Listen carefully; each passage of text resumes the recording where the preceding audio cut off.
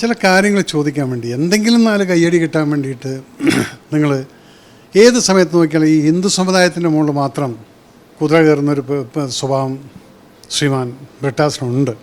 അദ്ദേഹം എന്തുകൊണ്ട് ഇതേപോലെ എൻ്റെ മുസ്ലിം സഹോദരങ്ങളുടെ അവരുടെ ഇതുപോലുള്ള വിശ്വാസങ്ങൾ കൈകടത്തിയിട്ട് ഒരു വാക്ക് പറയാനുള്ള ചാങ്കൂറ്റ ഈ മനുഷ്യരുണ്ടോ? ഇല്ല. അതെന്താണെന്ന് വെച്ചാൽ ഇവിടുത്തെ ഹിന്ദു ജനറലി അവർ റിയാക്ട് ചെയ്യാറില്ല വിട്ടേക്ക്. കാരണം അത് സനാതന ധർമ്മത്തിൻ്റെ ഒരു ഭാഗമാണത്.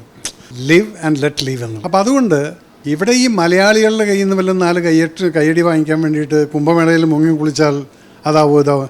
കുംഭമേളയിൽ മുങ്ങി കുളിക്കുന്നത് അദ്ദേഹത്തിൻ്റെ തറവാട്ടിലുള്ള കുളത്തിലൊന്നുമല്ലല്ലോ. അത് ചില ആചാരപരമായിട്ടുള്ള ചില കാര്യങ്ങളിൽ അത് ചില സംഭവങ്ങളൊക്കെ പൈതൃകമായിട്ട് നമ്മൾ ഫോളോ ചെയ്യുന്ന കാര്യങ്ങളുണ്ട്. ഇല്ലെങ്കിൽ ഈ കോടിക്കണക്കിന് 20, 30, 40 കോടിക്കണക്കിന് ആളുകൾ ഒരു സ്ഥലത്ത് സംഗമിക്കുന്നത് അതൊരു വിശ്വാസത്തിൻ്റെ ഇതിനാണ്. ആ വിശ്വാസികളെ കയറിയിട്ട് ചൊറിയാൻ നിൽക്കരുത്. അതിനൊന്നും ആയിട്ടില്ല. കാരണം ഇദ്ദേഹം ഈ വെറുതെ കയ്യടി വാങ്ങിക്കാൻ വേണ്ടിയിട്ട് പാർലമെൻറ്റിൽ വല്ലതും 2 മുറി ഇംഗ്ലീഷും പറഞ്ഞുകൊണ്ട് നിൽക്കുന്നത് പോലെ മലയാളത്തിൽ ഹിന്ദുക്കളെ കയറിയിട്ട് ചൊറിയാൻ നിൽക്കരുത്. ഇതേ ആളോട് ഞാനൊന്ന് ചോദിക്കുകയാണ്, MP അല്ലേ, താങ്കളതൊന്ന് ഹിന്ദിയിൽ അവിടെ നോർത്തിൽ ഇരുന്നിട്ടതൊന്ന് പറയും. അപ്പം അറിയാൻ വിവരം എന്താണെന്നുള്ളത്. അതുകൊണ്ട് ഇനി മേലിലെങ്കിലും ഈ ഹിന്ദുവിനെ കയറി ചൊറിയുന്ന പരിപാടി, അതാണ് ഞാൻ പറയുന്നത്. ഞാൻ പാർട്ടിക്കാരനായിട്ടല്ല പറയുന്നത്. ഞാൻ മേജർ രവി എന്ന് പറയുന്ന ഹിന്ദു സമുദായത്തിൽ ജനിച്ചു വളർന്ന ആ സംസ്കാരത്തിനെ ഫോളോ ചെയ്യുന്നു.